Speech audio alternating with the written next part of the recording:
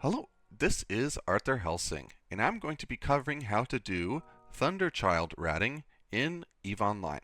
This video will have 3 segments. The first, showing you how to do a basic setup and showing you how Thunderchild ratting works. The second will be a more in-depth setup, covering some specific things to improve on, and covering the ISK per hour rate you can get just using 4 characters. The third segment is going to be a hyper-focused setup showing you how to maximize your profit and able to get 1 billion ISK per hour just using 4 accounts. So let's get into it. Here on screen you can see a basic setup. These are some good default fits to give you a good starting idea of what we are doing exactly. So we are going to have one character in a ThunderRod ship, and that is going to take blasts from a Vorton projector, which will explode in a 10-kilometer radius around the ThunderRod.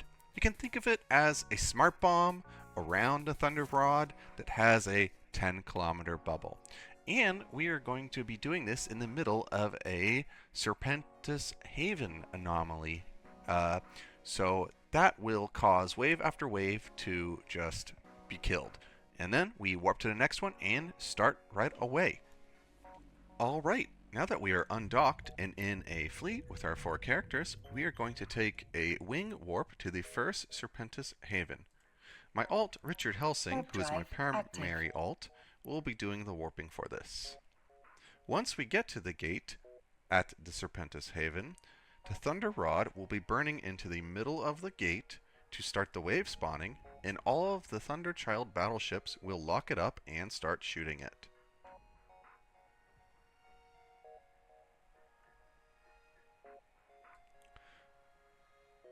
So I'm going to hold Q on my keyboard and double click 1, 2, and move to the middle of the gate. You're going to want to turn on your prop mod and shield booster pretty quickly.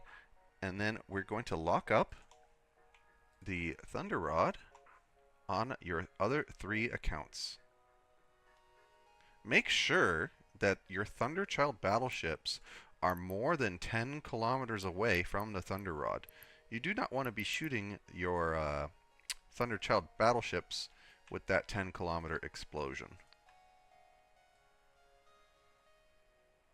Once the first wave spawns, you can go ahead and turn on the Vorton projectors from your 3 Thunderchild battleships.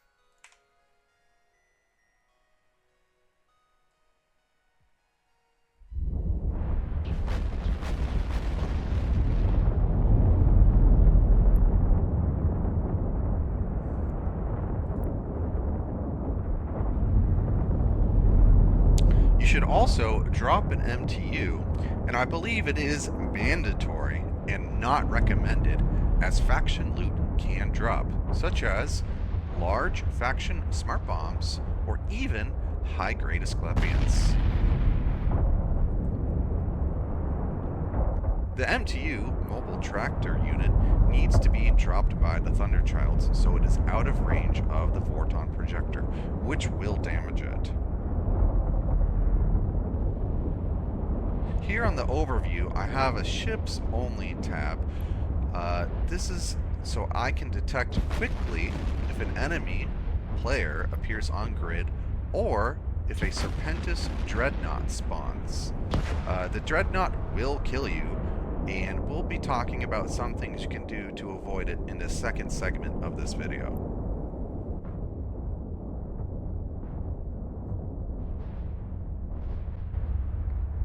As you can see, this requires 0 APM. This is my pretty much favorite way to farm ISK and money in EVE Online, because I only have to push 2 or 3 buttons every about 2.5 minutes when we're doing this. Pretty much just do a wing warp, drop an MTU, bookmark it, and then go AFK for 2.5 minutes. It's an amazing way to make money in this game. And I do believe it will get to that 1 billion ISK per hour amount.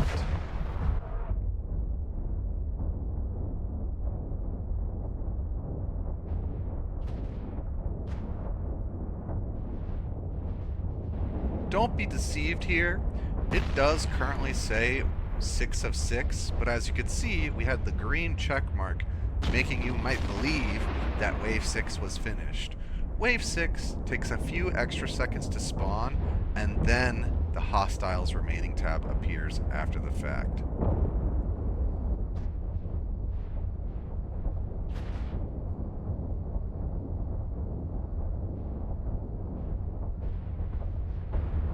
And there we go. First site has been completed. And during this site, a couple things happened, and we're actually going to cover them and explain this in the second segment. So the first thing that we should cover is how many Thunderchilds were shooting the ThunderRod. Let's go ahead and take a closer look at the previous footage. As you can see here, all 3 Thunderchilds are red boxed onto the ThunderRod. So, how many of the Thunderchilds are shooting right now? If you answered 3, you're wrong. There are some glitches on EVE Online that can cause a ship in space to appear to be red boxing even when it's not shooting. It has to do something with the Thunderchild, I believe, and I've also seen this on other things like warp disruptors or other guns and stuff that look like they're red boxed onto you when they're not.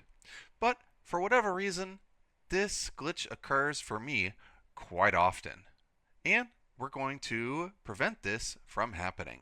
The reason this happened is because one of the Thunderchilds got sensor dampened by the rats that are spawning in the gate. So to prevent this, you can use a sensor booster. So this is my modified fit that I use to rat in.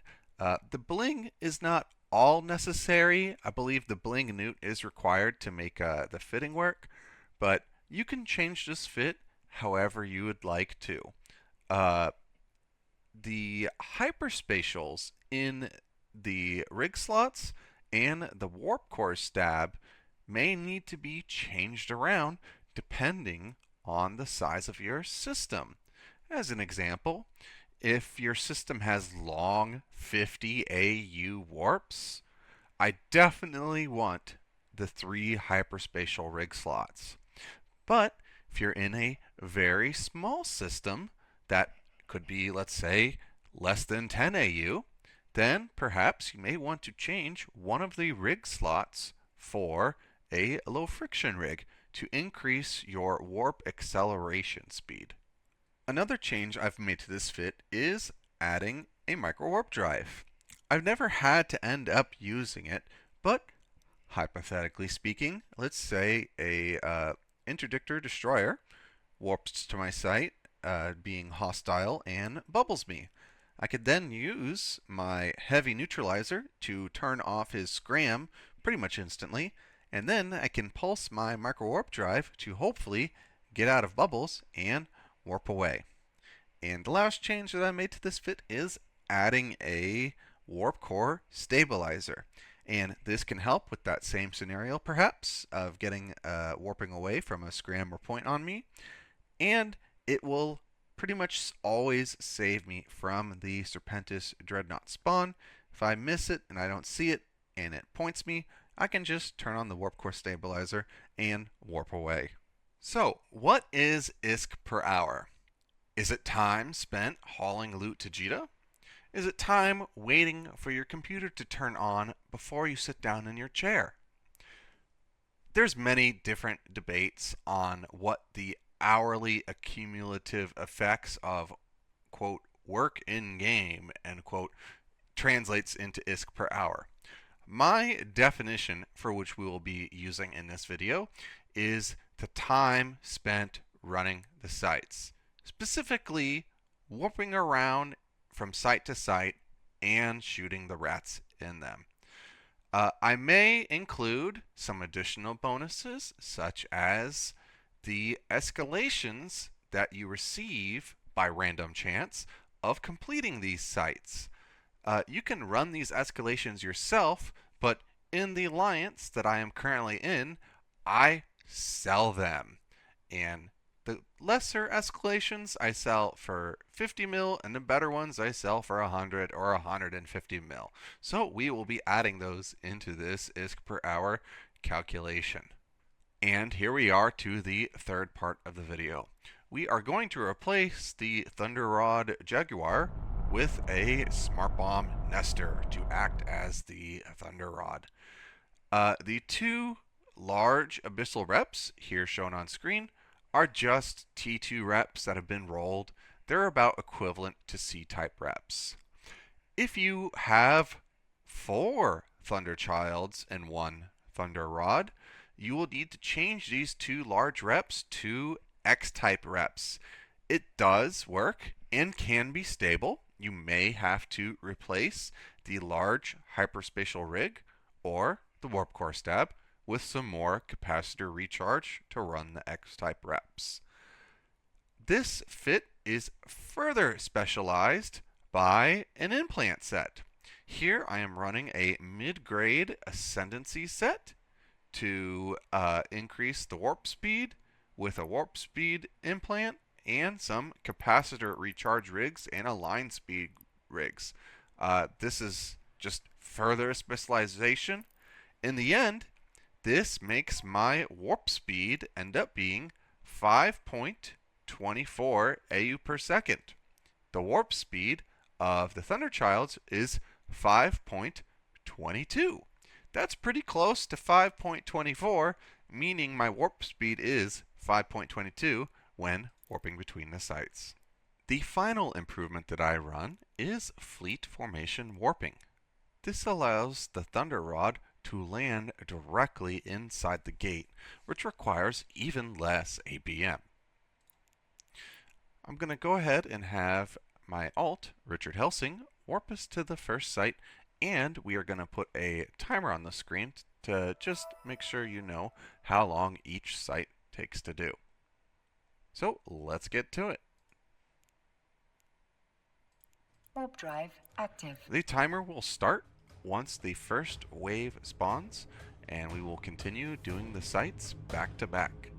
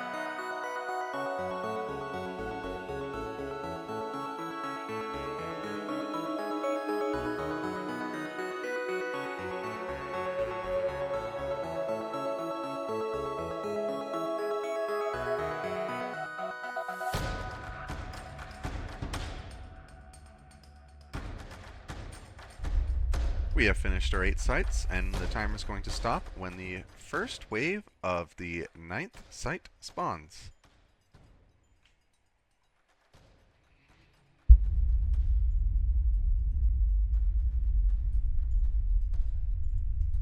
And there you have it. That is how long it took to complete 8 whole sites. Okay, let's do the quick math. The time that I recorded was 30 minutes and 12 seconds to complete 8 rock havens. I could very easily get this down to 30 minutes because 2 of my Thunderchild characters only have Battleship 4. That extra boost of DPS will easily get this time down to 30 minutes, so it's a nice, easy, round number. Each site gives you about 50 million ISK in bounties and loot. If you are doing salvaging, that bumps it up to about 60 million ISK. This will allow you to get 480 million ISK from 8 sites.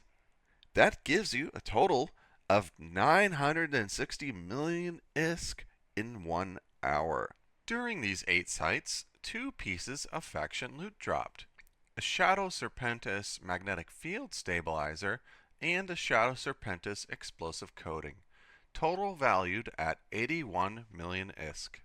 Right before I started the 8 site time-lapse, I was doing some testing recordings in the site. I actually got a Serpentis fleet shipyard, which I'm going to sell to an alliance member for 150 million ISK. You do not always get this big bonus. I usually get 1 or 2 of the 50 million ISK sites that I sell to an alliance member. This brings our total up to 1,191,000,000 ISK. Pretty good for an hour of work. However, I'm a bit lazy, and I usually do not salvage. So let's go ahead and change the one site back to 50 million. This brings our new total, if I get a little bit lucky with another Serpentis fleet shipyard, to 1,031,000,000 ISK. And if I don't get lucky, but I get what I fully expect, which is at least one site escalation that I can sell for 50 mil, I will end up with 931 million ISK. Just shy of a billion, but we can fudge the numbers a little bit and tell everyone that I'm friends with that it's 1 billion ISK per hour. And that's the video. Thanks for watching. If you really believe this video helped you out and learned some new tips and tricks about Thunderchild ratting, feel free to give Arthur Helsing a donation in-game. And I'll see you guys out there in Eve.